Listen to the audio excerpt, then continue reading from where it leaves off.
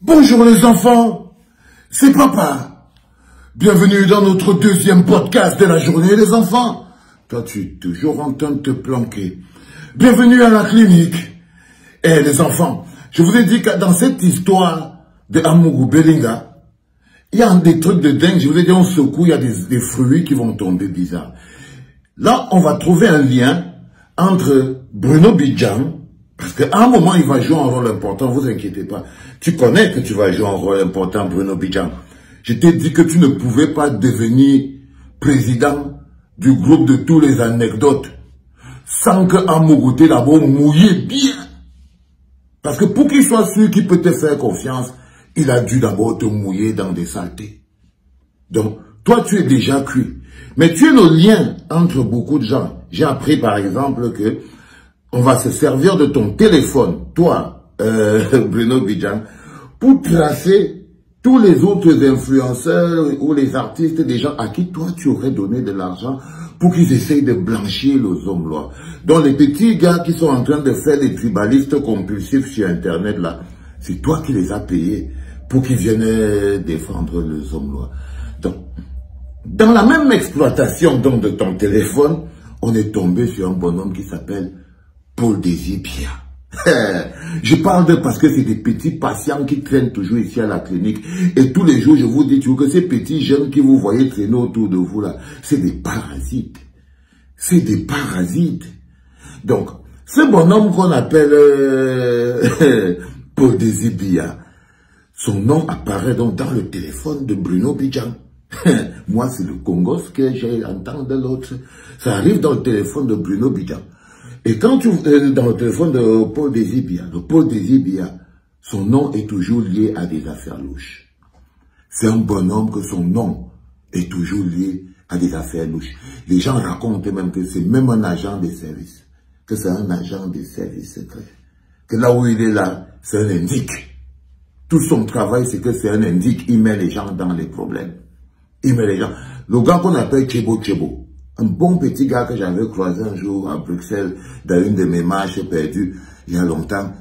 Il était parti en prison au Cameroun. Il était en contact avec le Paul Désibia que vous voyez là. Il y avait un autre bassa qui faisait le tribalisme compulsif comme ça là. Matip.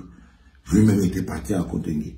Toujours il était en relation avec le même Paul Désibia.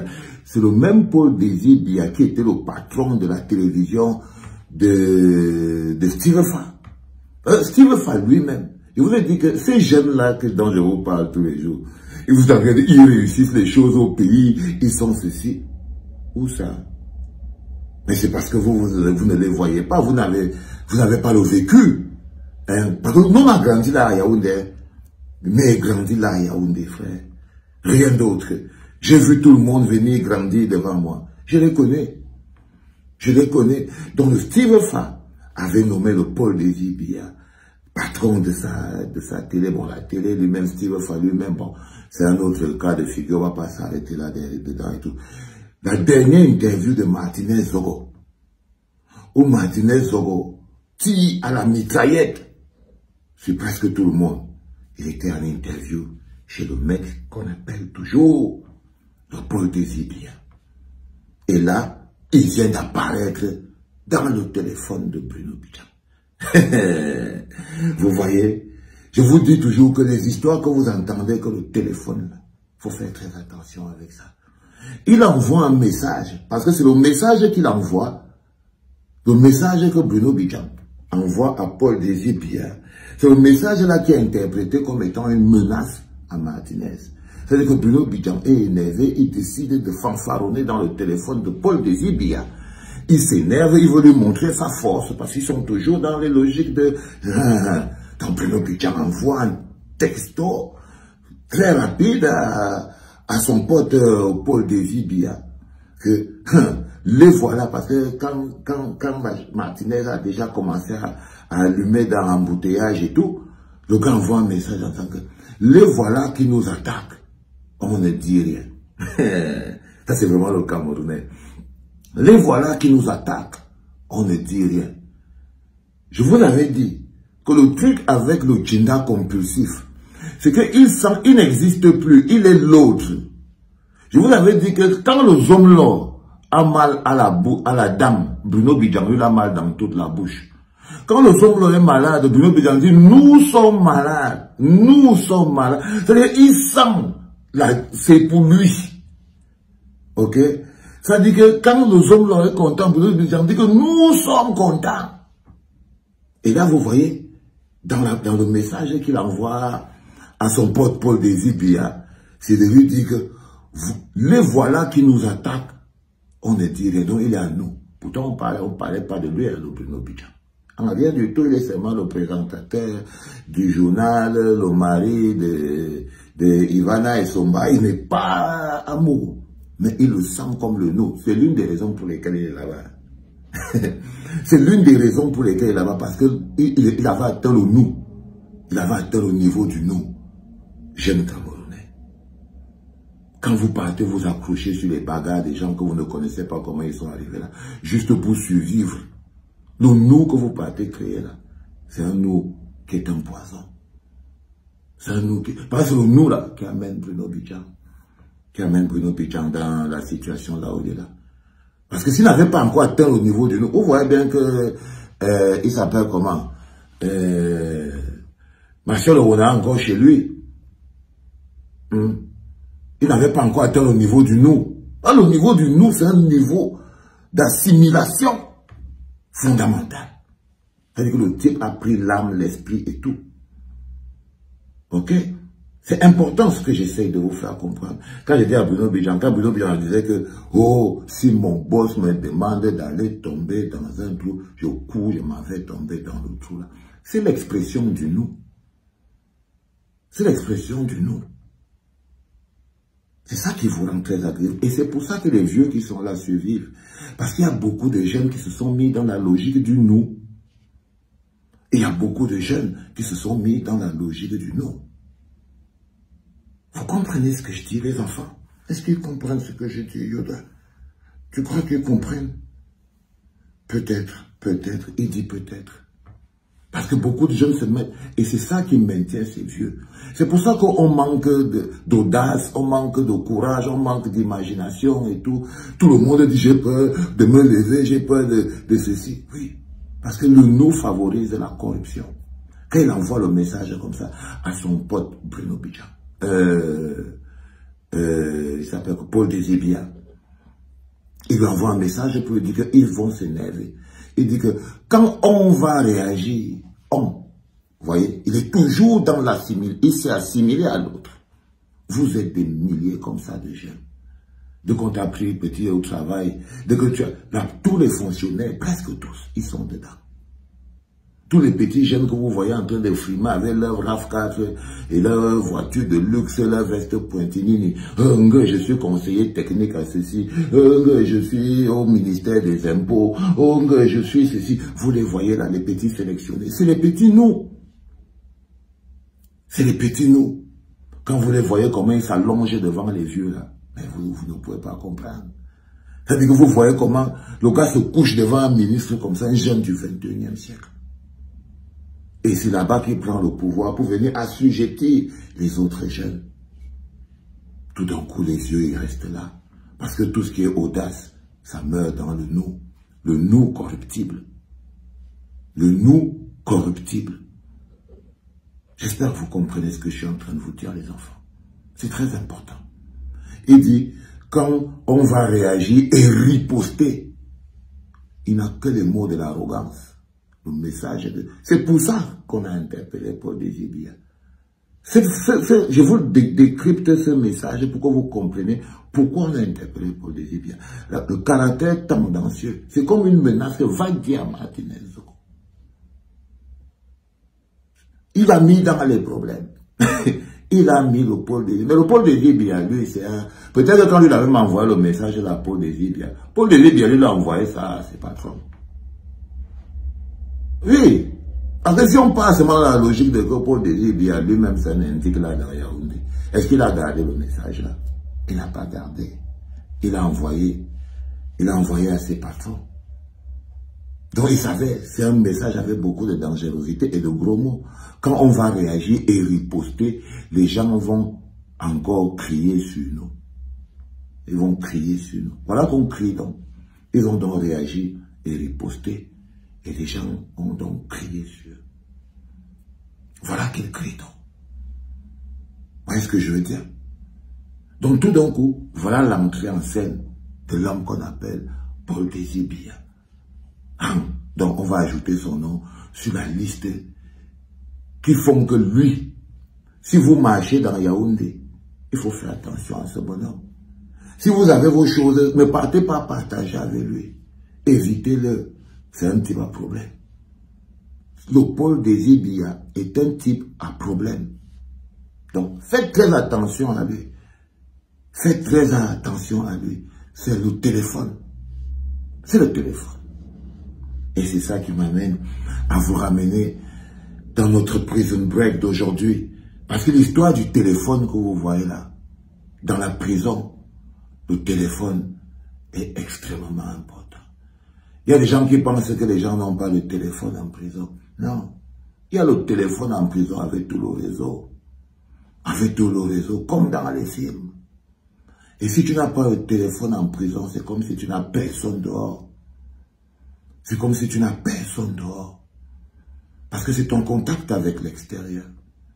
Donc quand on était en prison, je me suis très vite battu pour avoir un téléphone. Pour pouvoir parler avec maman, la nuit. Je passe sur mon mandat parce que je dormais en haut comme ça, la Paul Eric King dormait en bas, le frère Paul Eric King, le grand frère la ronflait. Ouais, Seigneur! Hey. Le grand frère a été une locomotive, je n'ai jamais autant souffert de ma vie. Le grand frère la ronflait, papa. Il dormait en bas, moi je dormais en haut. Donc il prend mon téléphone comme tout le monde, tu passes sous ta couverture. Et tout en général, j'ai fini sous la couverture, je moustiquais. J'étais là avec le téléphone, j'envoie les messages à maman, pose-toi un peu, mon petit. J'envoie les messages à maman comme ça là, elle me dit ça va aller, t'inquiète, tatati. Elle était toujours triste tout le temps, le soir, la nuit, je lui envoie des messages.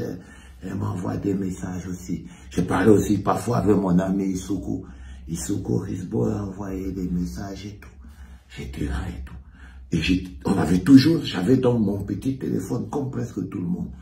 Le truc intéressant, c'est que Maurice Kamto, le président, lui n'a jamais eu le téléphone. J'ai Wanda. J'avais quand même Wanda sur cette histoire. Mais il savait. Il savait. Parce que même quand tu as le téléphone, tout le monde sait que tu as le téléphone. C'est toi qui crois que les gens ne savent pas. Même le régisseur, les gardiens de prison. C'est eux qui t'ont amené le téléphone, non? C'est eux qui t'ont amené le téléphone. Donc, le gars dit que non, Easy, laissez-moi tranquille avec cette histoire de téléphone. Mais non, moi j'ai fait avec lui. J'étais toujours, je parlais et tout. Ça me faisait du bien.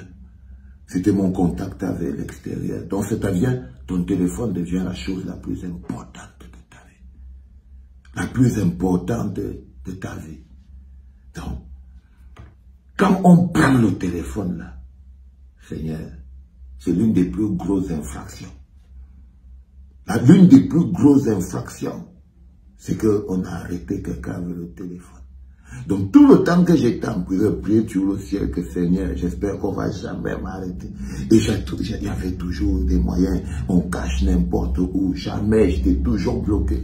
Tout le temps, le type a dit, ils m'ont pas vu.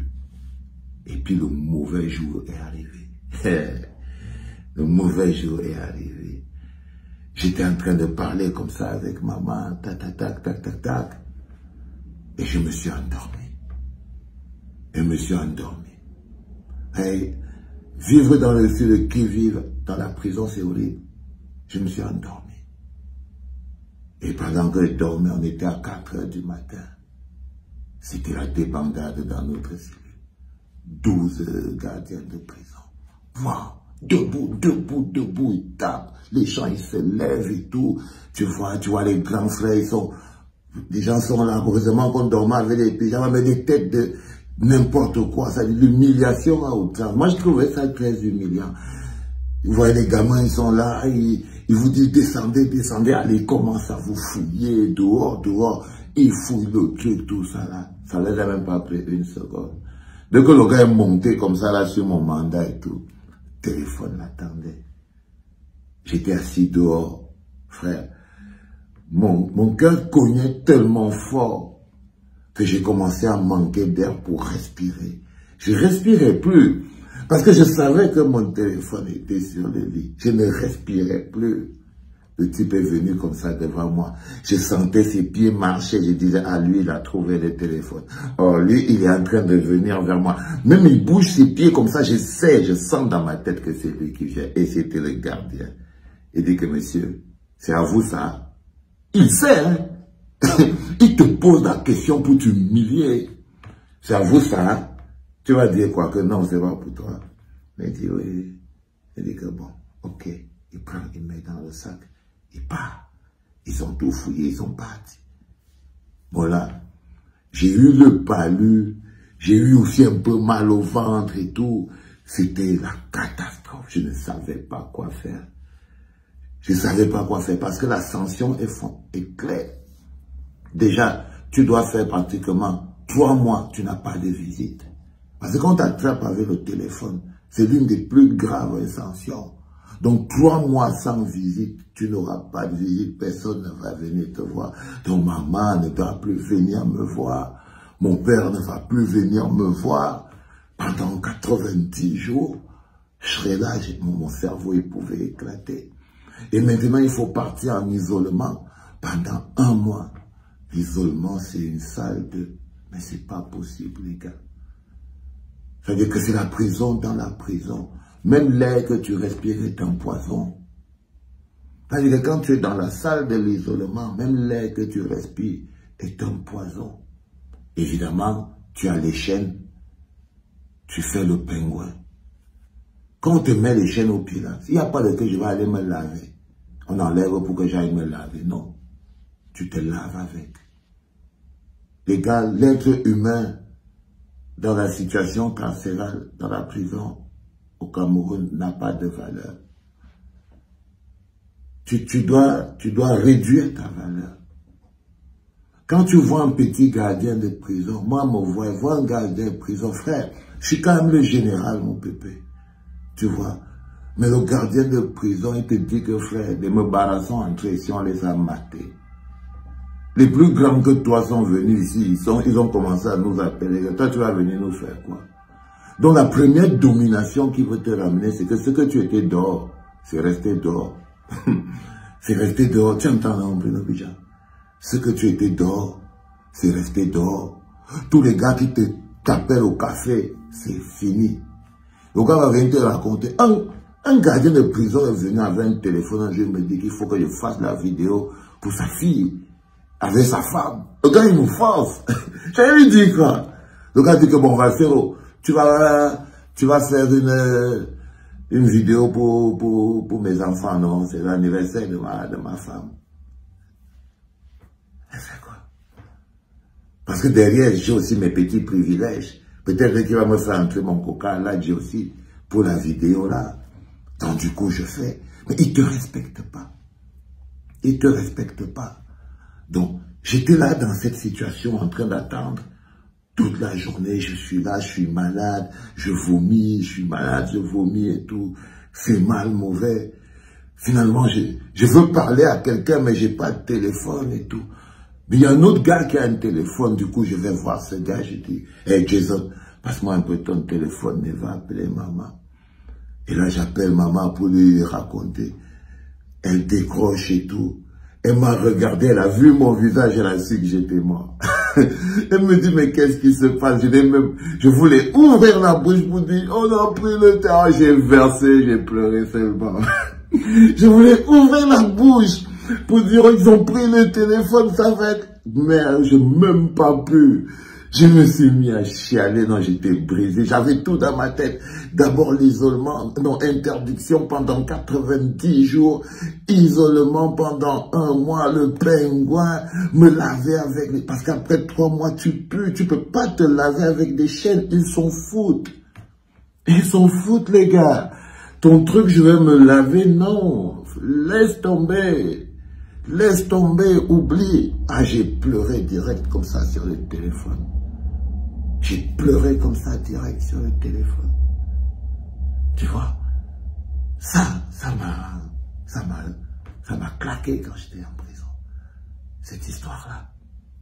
Et j'ai passé toute la journée, j'étais torturé psychologiquement. J'attendais toujours à quel moment le gardien de prison va venir me dire « Oh, le régisseur t'appelle ». Finalement, l'heure fatidique est arrivée. La diarrhée, tout est arrivé. J'ai eu envie d'aller aux toilettes, mais ça ne servait à rien. C'était dans la tête. C'était dans la tête, on obligé de partir. Je suis allé voir le régisseur. Est-ce que c'est la première fois que le régisseur attrape le téléphone? Non, il connaît. Donc quand il te voit, il sait qu'il va te détruire.